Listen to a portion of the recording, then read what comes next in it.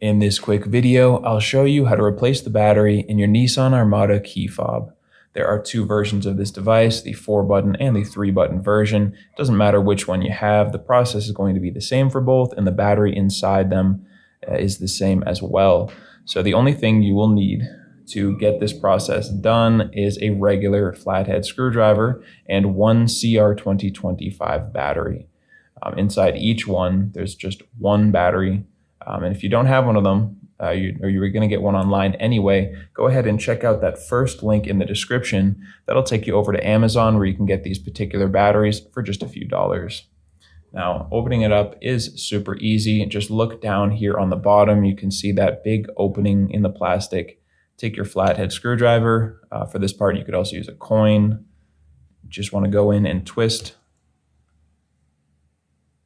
Just twist and it will open up. And just then pull it apart with your fingers. There we go.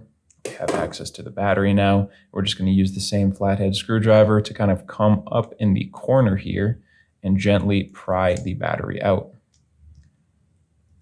You can take your new CR2025 battery, and when you're ready to put it in, make sure that the positive side is facing down, and you can just simply push it into place.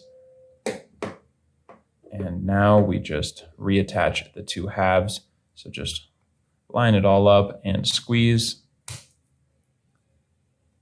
And there we go, we are finished. We saved a trip to the dealership where they would charge you a ton of money to do the same exact process.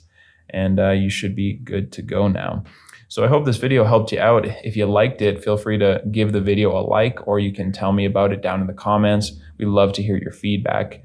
And remember, if you ever need help with another one of your key fobs, you can come back here to this channel. We have you covered with tutorials just like this one for the key fobs for almost every make and model out there. You can also get all of that information and more at our website, which is FobBattery.com.